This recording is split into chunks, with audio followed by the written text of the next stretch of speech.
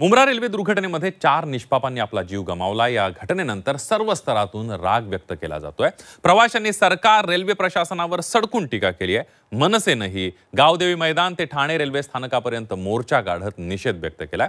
मुंबईला वेगळा railway board द्या यासह अनेक महत्त्वाच्या मागण्या मनसेने केल्या।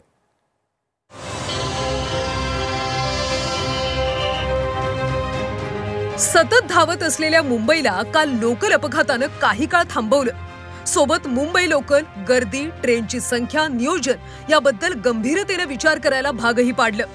मुंबऱ्यात झालेल्या लोकल अपघातानंतर मुंबईकर चांगलेच संतापलेत। आता मुंबईला वेगळा रेल्वे बोर्ड देण्याची मागणी होती। मनसेने आक्रमक भूमिका घेत गावदेवी मैदान ते ठाणे रेल्वे स्थानकापर्यंत धडक मोर्चा काढला। दर दिवशी रेल्वे अपघातात 20 प्रवाशांचा मृत्यू होतो।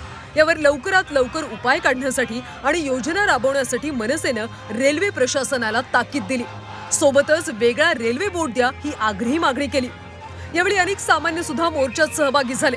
विविध योजनांवर कोट्यवधी रुपये खर्च करण्यापेक्षा सामान्य मुंबईकरांकडे लक्ष द्या अशी मागणी केली।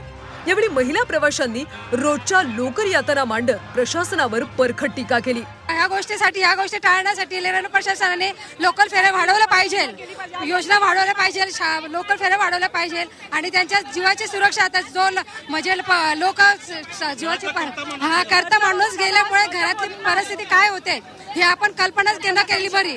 खूप वाईट परिस्थिती झालेली आणि हे सर्व प्रशासनाचं हे ढिसाळ कारभाराचं सरकार आहे।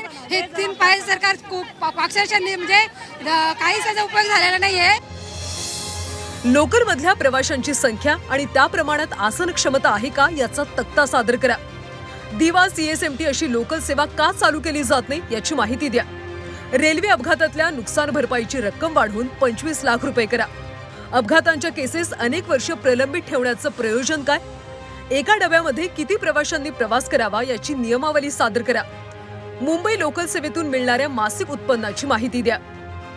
मोर्चातून मनसेच्या शिष्टमंडळानं रेल्वेच्या अधिकाऱ्यांची भेट घेतली। रेल्वे प्रवाशांच्या सुरक्षेसह इतर मागण्या सादर करत अविनाश जाधव यांनी रेल्वे प्रशासनाची चांगलीच खरडपट्टी काढली।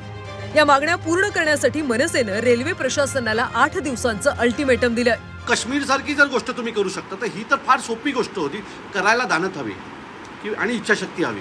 ती इच्छाशक्ती मुंबईच्या अधिकाऱ्यांमध्ये नाहीये। म्हणून मुंबईला वेगळा मुंबईचा रेल्वे बोर्ड हवाय।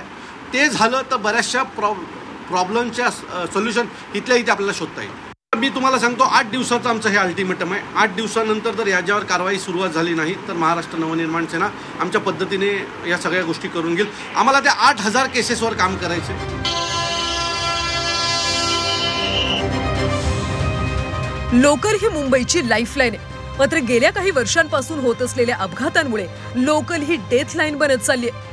वाढत्या लोकसंख्येसाठी लोकलची पुरेशी संख्या, प्लॅटफॉर्मची संख्या वाढवणं, सोयी सुविधा पुरवणं याकडे आता रेल्वे प्रशासनानं तातडीनं लक्ष द्यायलाच हवं। सोबतच मुंबईला वेगळा रेल्वे बोर्ड मिळायला हवा ही मनसेची मागणी सुद्धा रास्त आहे। ज्या मुंबईतून केंद्राला, राज्य सरकारला कोट्यवधी महसूल मिळतो त्या शहराचा प्राधान्याने विचार व्हायलाच हवा। केवळ मृत्यूवर शोक करून चालणार नाही। आता लोकलच्या समस्या अग्रक्रमानं सोडवल्याच पाहिजेत। आता सरकार काय पावलं उचलणार याकडेच लक्ष आहे। गोविंद तुपे, झी 24 तास, ठाणे।